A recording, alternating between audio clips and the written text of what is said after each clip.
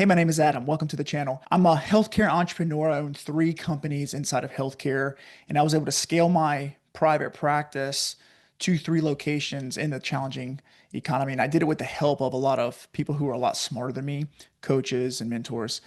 And one of my favorite topics to discuss, and one of the most influential skills that I've developed is my ability to manage my time and my attention.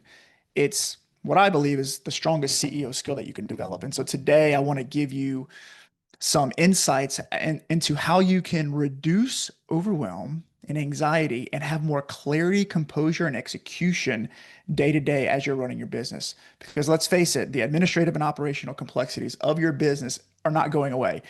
And so we have to rise to that challenge. And so today, I'm going to show you how I manage my time and my attention and some of the key challenges that I see in some of my clients. So if this sounds like you, stick around. I think it'll be really useful for you.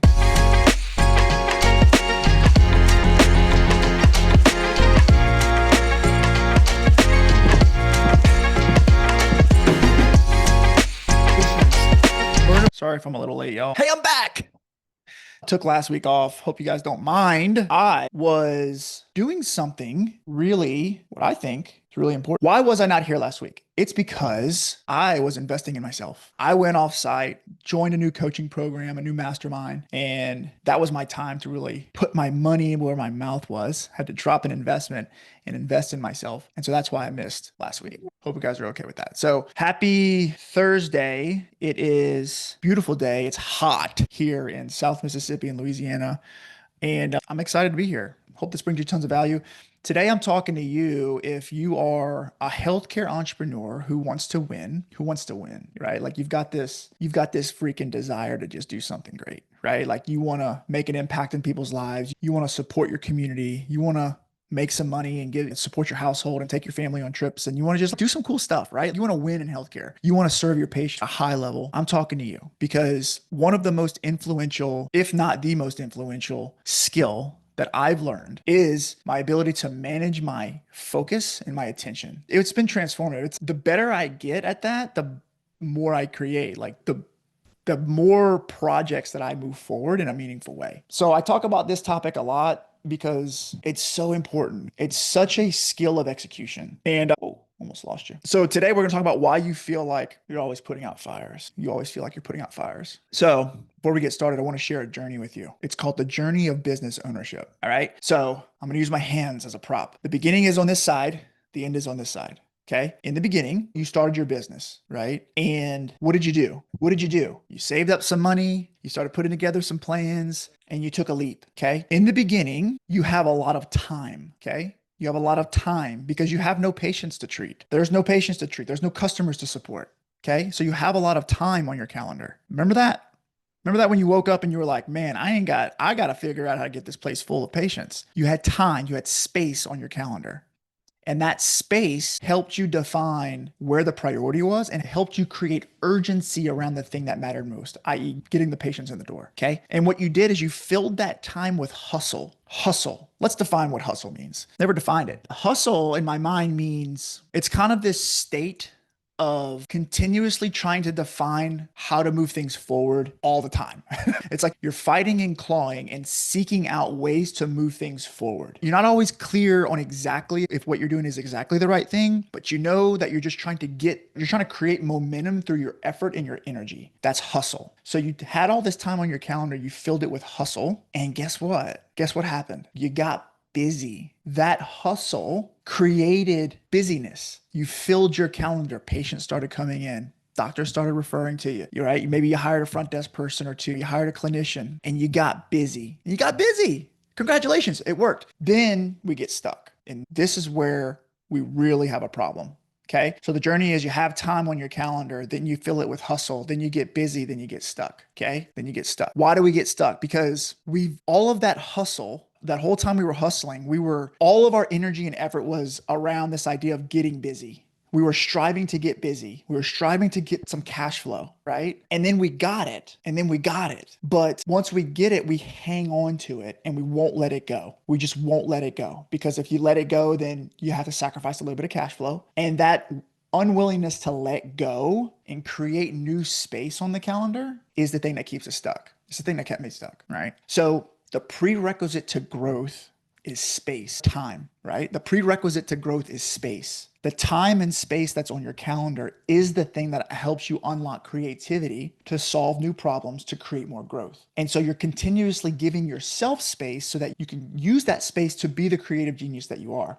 And you're not always going to know exactly how you're going to solve that problem, but the hustle and that internal pressure, that is the skill. Your willingness to be great and your willingness to seek and strive and claw and fight for growth. And so you're continuously kind of betting on yourself that you're going to figure out how to pull through. So you're continuously giving yourself time so that you're betting on yourself to figure out how to hustle and pull through.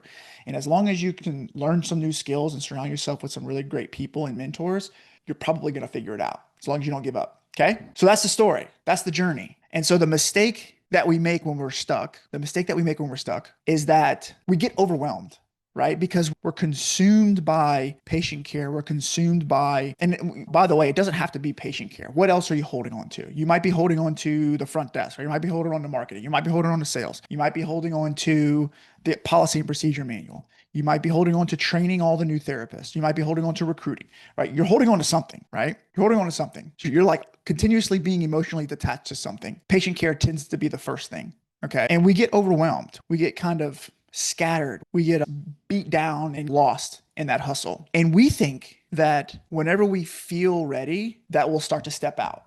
Or whenever we feel ready, we'll start to let go. And the mistake that we make is that the feelings that we have lead to the things that we do. And in fact, it's opposite. The things that you do and commit to will lead to the feelings that you have, right? So Stephen Covey wrote a book and he says, it's not about prioritizing what's on your calendar, or it's not about prioritizing what's on your schedule. It's about scheduling your priorities. So when you get stuck and you feel overwhelmed, it's only because what you're doing.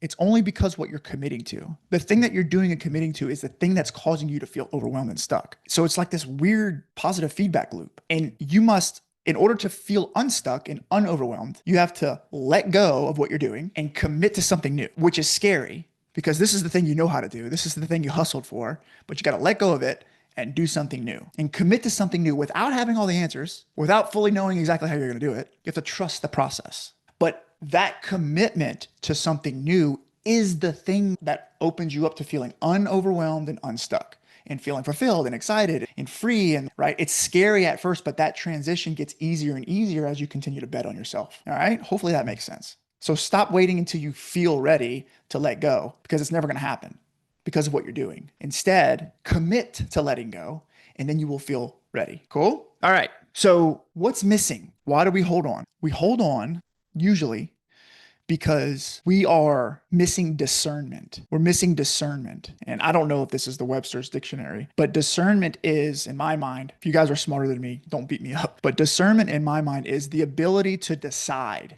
right? Is the ability to decide what is significant, what is important, and what isn't, what can be let go of, and what should be labeled as the priority. And when we're overwhelmed and we're in that hustle mentality, everything feels important. So everything's a 10 out of 10, right? Everything's a 10 out of 10. It's not until we practice the art of prioritization, discernment, and strategy that we're able to be more objective about where we place our time and attention, not based on what we feel, but based on the objectivity of where we're at in the business. Okay. I'm going to give you an example. So this is just a general example, but this is how you could think about this. Let's say you're growing a business and you're low on patience, right? You're low on patience. Let's say you don't have enough new patients and your front desk person kind of sucks too.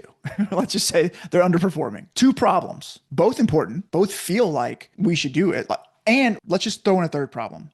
Third problem is you're also treating all the patients, right? So it's, I'm low on new patients. My front desk is kind of terrible. And I'm the one treating all the patients, right? So now I'm trying to figure out how to do all three of these at the same time. But the owners that I see that do well are the ones who are able to decide unemotionally what the most important thing is and being willing, this is key, being willing to sacrifice the other two temporarily, right? Not forever, but temporarily. So that you can solve the key constraint in your business so that you can move your business forward. All right. So if we're having this example here, we have to ask ourselves, what is the most important thing, right? What is the thing that if I just do more of, it's going to actually get our business moving to the next level? Okay. So you're already treating the patient. You're treating all the patients and your schedule's full. You have to ask yourself, should I just focus on if I just treat all the patients, if I just keep treating all the patients, is that ever going to solve my marketing problem? Is that ever going to solve my front desk problem? And you're smart. You're probably answering, no, I wouldn't. And you'd be right. So we know that's not the priority. It can't be the priority. We know that treating patients doesn't solve new patient problems directly, and treating patients doesn't solve front desk problems. Okay, so let's think about this a little more. Marketing. Okay, if I just were to sacrifice my new patients and focus on marketing, what would that do? That would drive new patients up. Okay, that's a good thing. But what problems would that create? It would make my schedule more busy, which would further bottleneck me, and it would overwhelm an underperforming front desk person. That can't work, right? That can't work. That can't be the priority. Let's look at the front desk. If we fix the front desk, then I could step out of treatment. If I fix the front desk, that person would be able to handle more volume and perform at a higher level. And maybe even I wouldn't even have to worry about marketing that much. Maybe they would be better at generating new patients and they would keep my provider schedule consistently full. So that has to be the priority, right? That has to be the priority. And so being able to discern through the chaos, being able to step back and discern through the chaos that I need as the owner, I need to sacrifice my patience, not the care that you're giving, but the volume of treatment, right? I need to sacrifice my time in patient care. That means I need to step out of treatment, even if it's just like 1 or 2 hours a day, right? Maybe I don't treat 10 days a week or 10 hours a week. Maybe I just treat 7 hours a week, right? And I'm going to meet with my front desk every morning to rebuild the policy and procedure. I'm going to make that the priority. And I'm not going to worry, even though I want to get to that marketing thing, I know that's something that's really exciting and I want to get to that. But first, I have to really focus on that front desk. And my ability to cut off everything else and go all in on the thing that's most important is how you win the game, right? So there's discernment. That's how you discern. I like Nathan, my partner, calls that the priority star, right? So you can basically take those 3 things and you can just write arrows like what comes first, front desk or market. Front desk comes first, then you market, right? So you draw an arrow from front desk to marketing, right? And you do that for all 3. And then what you'll find is the priority is usually the one that has most of the arrows pointing away from it. Okay. So that's discernment. So spending time discerning, or creating strategy of where you're going to place your time and attention is key. It's critical. It's critical. Okay. Number 2, the second challenge is, like we mentioned, holding on. We hold on too much, guys. I'm not saying it's easy. I have the same problems. I have the same challenges. Like I like to hold on to my stuff too, especially things that I really value and it's going to be expensive. And I still have that challenge. But what typically happens is that we hold on to the patient care and we're like, we'll just treat 10 hours a day and we'll try to figure out the front desk thing at lunch and on the weekends. And and then you do that for 3 years. And so it's like, it becomes an emotional self-sabotage. Because why do we want to hold on? Because we generate more revenue when we hold on. We generate short-term more revenue when we hold on, which is short-term gratification. We don't want our patients to be mad at us, right? We don't want we feel bad for saying no to our calendar, protecting our time. We don't want a referral source to be mad at us and be like, oh, if you can't get my patients in, then I'm going to stop referring to you. So we have all these fears and emotions that are impacting our ability to stay clear on the priority. Literally, that's the freaking game. I spend 90% of my time in the coaching group talking about that. And then the last thing is delegation skills. So in order to really focus on that front desk and to drive performance, we must be able to delegate at a high level. We must be able to create a really clear job description, key statistics that are imperative to that role with clear outcomes that we're looking for, and step-by-step policies and procedures on how to achieve success with those outcomes. So delegation is the art of having clarity on what the ideal outcome is and empowering someone else on your team with the knowledge, the skills, and the motivation to actually perform and execute on the product. And that is a skill that takes practice. Like, you're not going to just get it right the first time. It's really hard to do. And unfortunately, there are ways to do it, absolutely, but it takes repetition and practice to get better at that. And so in the beginning, it feels like a lot of work because you're not good at it. You've never built structure around a job position before. So you're not good at it. It feels heavy. It feels exhausting to think that I'm going to have to stop treating patients to focus on this big, huge burden of thing that I don't really know how to do. and I'm not clear on, it's hard. It's really hard. But our lack of discernment, our emotions, and our skill deficit on delegation are the three things that cause us to hold on and delay our progress. And that is the trap. That is the entrepreneurial trap that delays our progress towards freedom and impact. We stay stuck in the patient care. All right. Learning how to think more strategically through discernment and being more objective with your decisions and your attention, creating the courage to actually commit to the priority, and creating the work ethic and the commitment to actually dive into the world of delegation and empowering your team. And if you elevate your skills around that, you're going to outperform a lot of people. Okay. All right. Last thing, the three strategies, if you will, that I'll give you to those three problems are: number one, discernment. You can exercise discernment through that priority star example that I gave you. Just do it. Like, sit down, draw a piece of paper, write down the things that you want to get done, and just do a priority star, right? So that's number one. That is how you practice discernment, right? Number two, overcoming yourself, overcoming your emotions. You have to learn to trust the process. You have to learn to trust the process and ignore your feelings. Write that down. Trust the process, ignore your feelings. The thing that you're fearing and avoiding, that's usually the thing you got to do. So lean into the discomfort, trust the process, have courage to trust the process and ignore your feelings. And then number three, with delegation, the strategy through that is repetition and practice. And all of these things will exponentially improve if you commit to learning, reading books and learning and getting trained on these processes, becoming trained on these things. If you become trained on these are the things that coaches help you with, coaches and courses and masterminds. This is how you get better. So committing to that. Number three, plugging into some type of community of peers and colleagues who are on this journey with you, who want to get better at this with you. And then the third thing is finding some type of coach or mentor or guide, whether that's in person, somebody local, our ARC program or any other program, to help you really get clear and just stay really clear on how to execute on these types of things. And when you do that, you'll elevate your mindset, your skill set, your ability to execute. Hey, real quick, don't forget about the conference. If you stay into the end and you watch this whole video, me and you, we're friends.